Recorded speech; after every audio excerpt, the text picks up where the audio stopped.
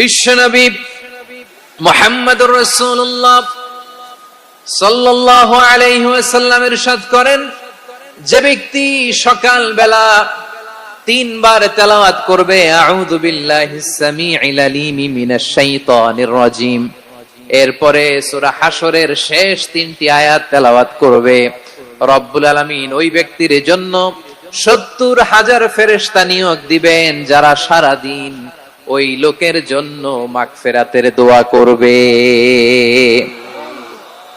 শুধু এখানেই শেষ নয়, বিশ্বনবী ফরমান ওয়া ইন মাতা ফি যালিকাল ইয়াউমি মাতা শাহীদান, ওই দিন যদি ওই ব্যক্তিটা ইন্তেকাল করে সে শহীদ হয়ে কিয়ামতের দিন আল্লাহর সামনে দাঁড়াবে। সকালবেলা যদি পড়েন 3 বার আউযু বিল্লাহিস সামিউল আলিম মিনাশ শাইতানির রাজিম 3 বার পড়ে সূরা হাশরের শেষ 3 আয়াত যদি তেলাওয়াত করেন, তাহলে আপনার জন্য আল্লাহ তাআলা 70,000 ফেরেশতা নিয়োগ করবে। সারা দিন তারা আপনার জন্য মাগফিরাতের দোয়া করবে, আর ওই দিন ইন্তেকাল করলে আল্লাহ তাআলা শহীদ হিসেবে আপনাকে কিয়ামতের দিন দাঁড় করাবে। সুবহানাল্লাহ, এত আস্তে।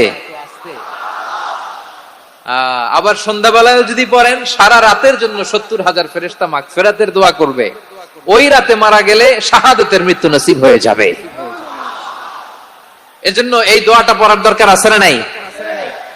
আযকারুস সাবাহি ওয়াল মাসা, সকাল সন্ধ্যার যে জিকির, এই জিকিরের অন্তর্ভুক্ত করে নেবেন এই ওয়াজিফাটা।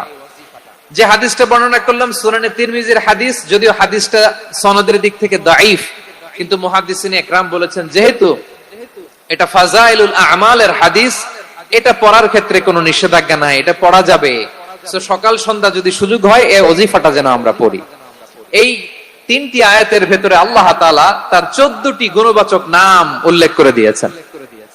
কয়টি? আওয়াজ করে বলেন তো, যারা শুনতে পেয়েছেন বলেন, এই 3টি আয়াতের মধ্যে আল্লাহর কয়টি সুন্দর সুন্দর গুণবাচক নাম আছে বলেন তো? কয়টি? সবাই বলেন কয়টি? 14টি গুণবাচক নাম, চমৎকার চমৎকার নাম।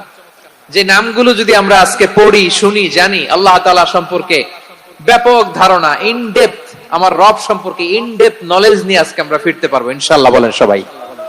আসুন আমরা আল্লাহ তাআলার এই চমৎকার চমৎকার 14টি নামের ব্যাখ্যা বিশ্লেষণ আজকের এই তাফসীর ময়দান থেকে জানি। প্রিয় ভাইরা, আল্লাহর অনেক সুন্দর সুন্দর নাম আছে। আমাদের উচিত এই নামগুলো দিয়ে আল্লাহকে ডাকা।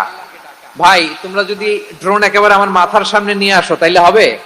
একটা নিরাপদ দূরত্বে রাখতে হবে, এই ড্রোনের সাউন্ড যেন আমি না পাই। সেফ জোনে থাকতে হবে, দূরে থাকো। সম্মানিত ভাইরা, আল্লাহ তাআলার চমৎকার চমৎকার অনেক নাম আছে যেগুলো আল্লাহ তাআলা কোরআনে উল্লেখ করেছেন। আল্লাহর আসল নাম হচ্ছে আল্লাহ। আসল নাম কি? সবাই বলুন, আসল নাম কি? কি মাঝখানে